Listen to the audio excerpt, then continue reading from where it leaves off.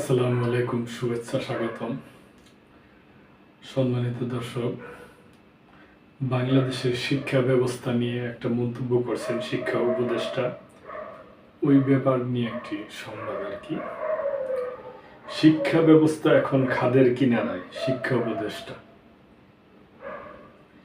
শিক্ষা খাতে সংকট কাটিয়ে উঠতে সুশাসন প্রতিষ্ঠা ও সংস্কারের দিকে অন্তর্বর্তী সরকার মনোযোগী হবে বলে জানিয়েছেন নতুন শিক্ষা উপদেষ্টা চৌধুরী রফিকুল সিয়ার আবরার।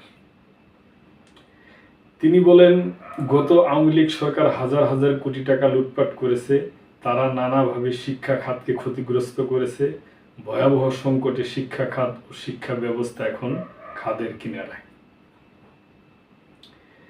বুধবার রাজধানীর সেগুনবাগিচায় আন্তর্জাতিক মাতৃভাষা ইনস্টিটিউটে মাদ্রাসা শিক্ষার অতীত, বর্তমান ও ভবিষ্যৎ নিয়ে এক আলোচনা সভায় প্রধান অতিথির বক্তব্যে তিনি এসব কথা বলেন। শিক্ষা উপদেষ্টা বলেন, মাদ্রাসা শিক্ষার্থীদের সমাজ জীবনের জন্য উপযুক্ত করে গড়ে তুলতে হবে। তাদের জন্য বিজ্ঞান ভিত্তিক শিক্ষা ব্যবস্থা প্রণয়ন ও তা নিশ্চিত করতে হবে। তিনি বলেন, অতীতে পোশাকের কারণে অনেক জঙ্গি সাজানো হয়েছিল।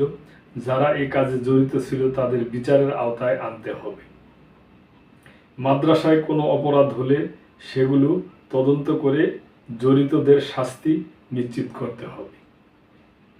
শিক্ষা মন্ত্রণালয়ের মাদ্রাসা ও কারিগরি শিক্ষা বিভাগের সচিব ডক্টর খ ম কবিরুল ইসলামের সভাপতিত্বে সভায় মন্ত্রণালয় ও অধিদপ্তরের বিভিন্ন পর্যায়ের কর্মকর্তা, মাদ্রাসার অধ্যক্ষ এবং শিক্ষক শিক্ষার্থীরা অংশ নেন।